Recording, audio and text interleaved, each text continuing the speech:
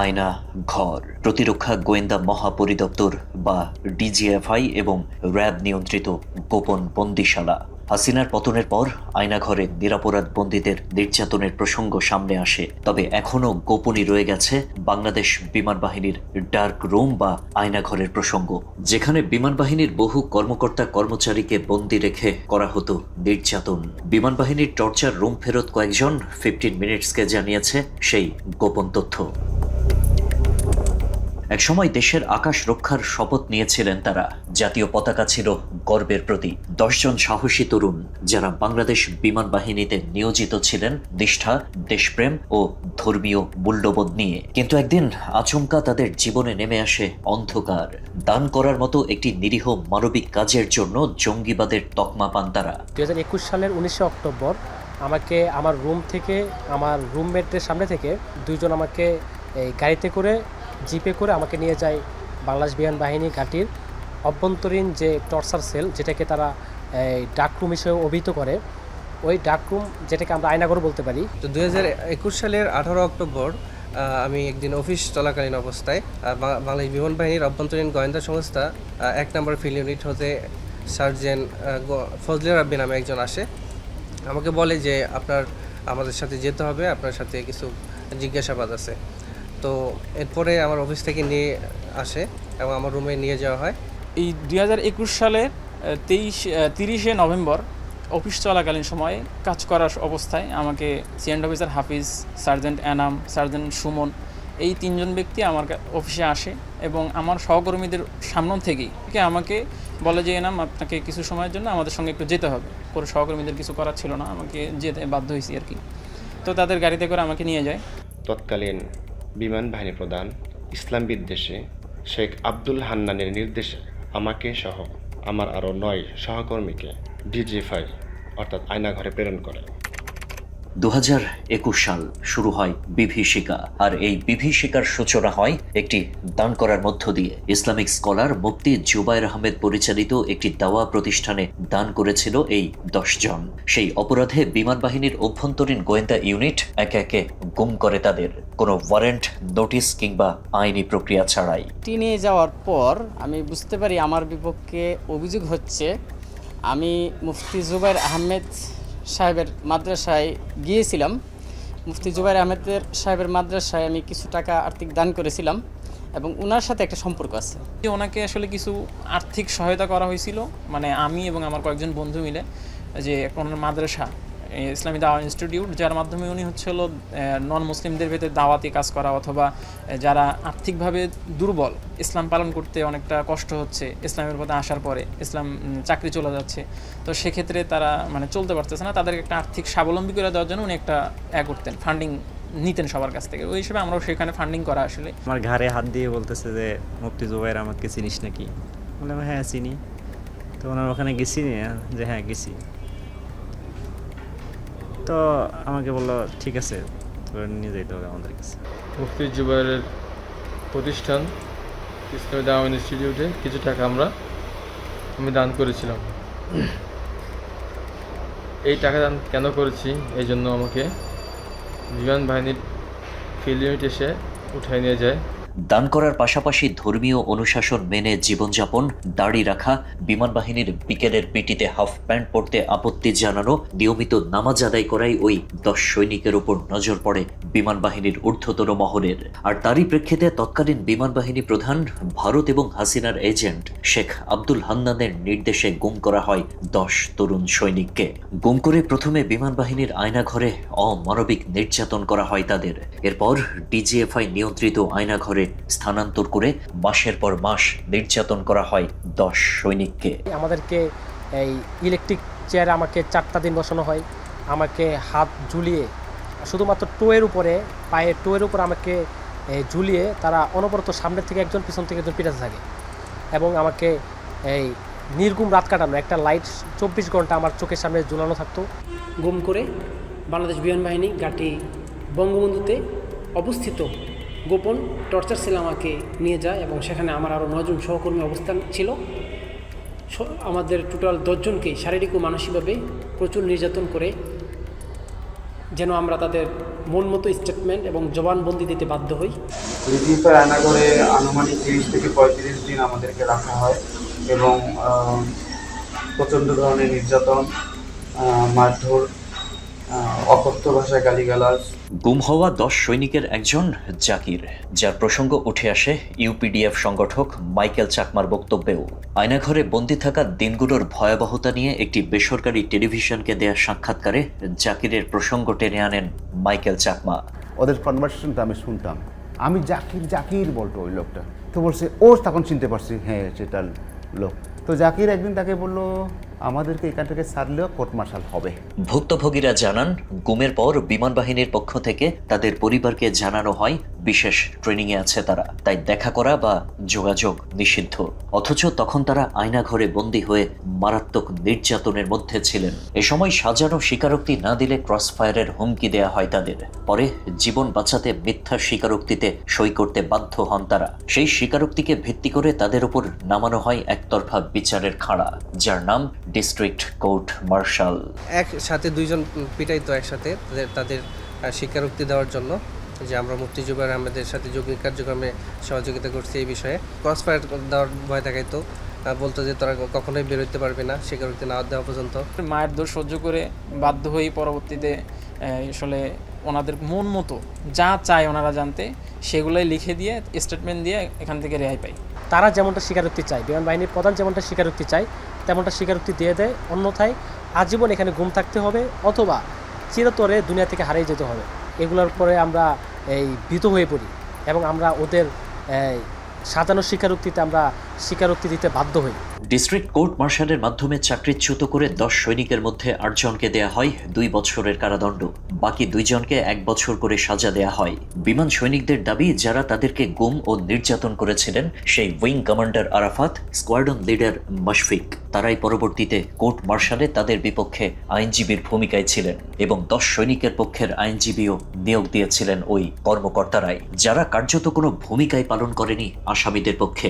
শুধুমাত্র বাদীপক্ষের আইনজীবীদের বক্তব্য শুনেই সাজা দেয়া হয় 10 জনকে। কোর্ট মার্শালে আসলে একটা হাস্যকর বিষয় হলো, যারা আমাদের স্কোয়াড্রন লিডার মুশফিক এবং উইং কমান্ডার আরাফাত, ওনারা আমাদের তদন্তের যে অফিসার ছিল, ওনারাই তদন্তের অফিসার এবং ওনারাই আমাদের কোর্ট মার্শালে আমাদের প্রতিপক্ষ উকিল। উইং কমান্ডার মুশফিক এবং আমাদের এই কোর্ট মার্শালের প্রেসিডেন্ট ছিল গ্রুপ ক্যাপ্টেন সাজ্জাদ, ওনারা দুইজনই শুধুমাত্র প্রতিপক্ষ উকিলের কথা শুনেই ওনারা একতরফা রায় দিয়ে দেয়। আমাদের চোখের সামনে আমরা দেখছি একজন জাজ সে কোর্ট চলাকালীন সময় ঘুমাইতেছে, হাস্যকর একটা ব্যাপার।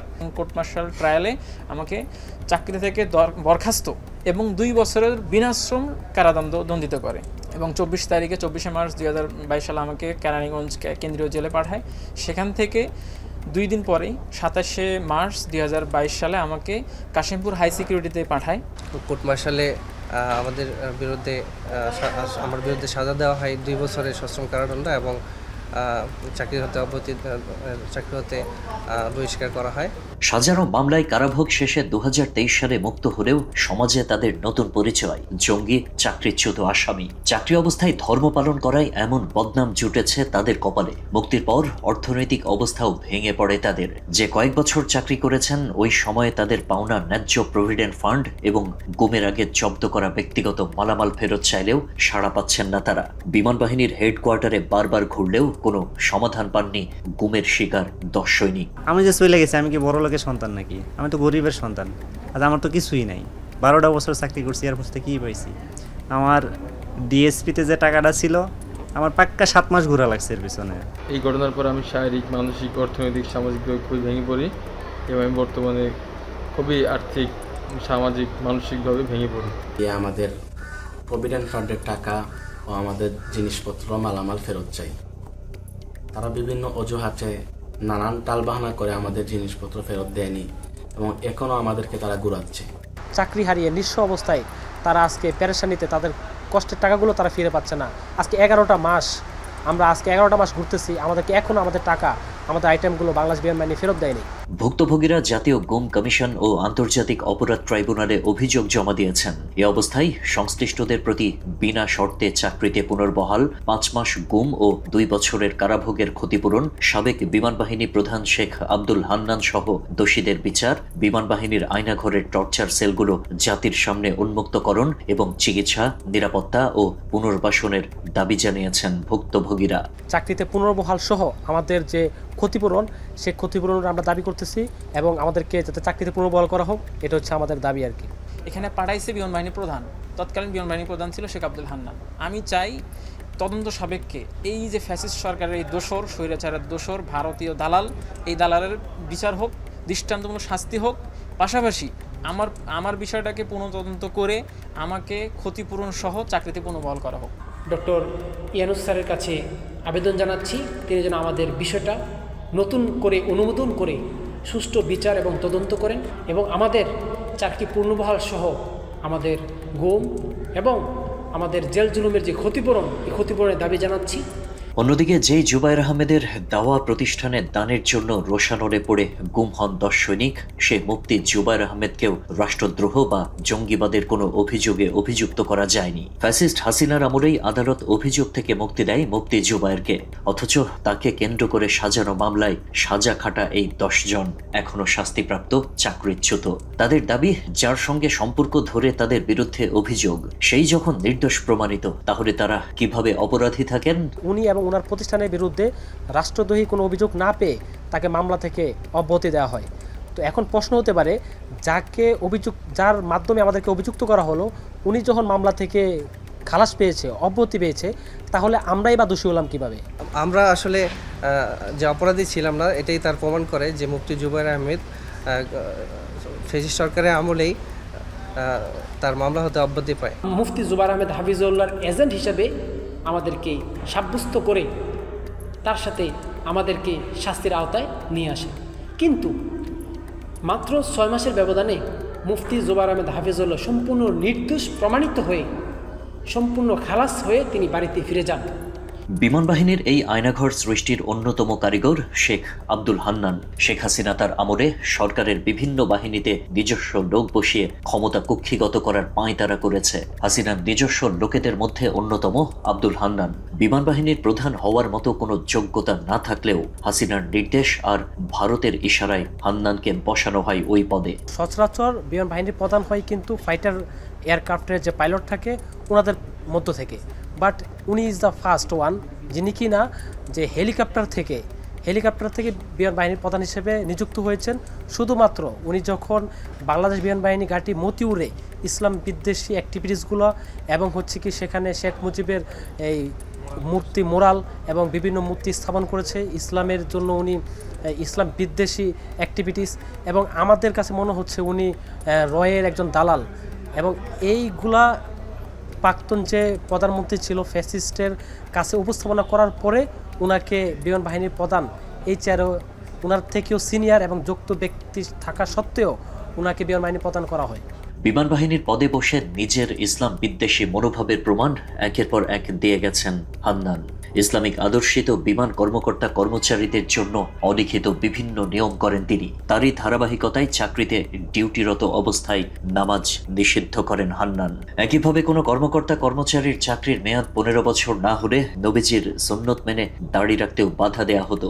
এমনকি অনেককেই গুম অবস্থায় অন্তর্বাস পরেই নামাজ আদায়ে বাধ্য করা হতো ইসলাম বিদ্বেষী হান্নানের নির্দেশে। অথচ আইন অনুযায়ী ধর্ম পালনে কোনো নিষেধ নেই বিমান বাহিনীতে। পাশের রুমে সেখানে ছিল কর্পোরাল রঞ্জু, যিনি এখনও বিমান বাহিনীতে কর্মরত আছে।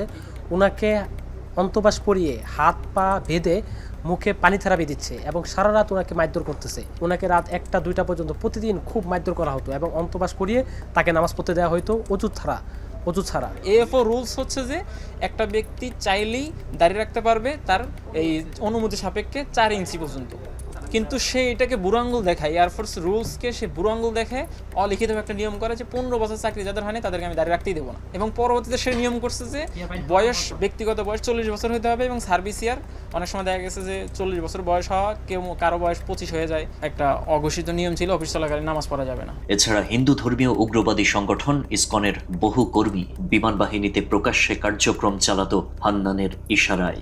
ভারত, ইসকন এবং হান্নানের কারণেই মুসলিম ধর্মাবলম্বীদের বাধার মুখে পড়তে হতো বলেও অভিযোগ রয়েছে। তো আমি সেটা কি করতাম, যারা এই অমুসলিম ছিল ওদেরকে বলতাম যে হ্যাঁ ইসলাম সঠিক ধর্ম, কোরআন থেকে তাদের দুইটা কথা বলতাম।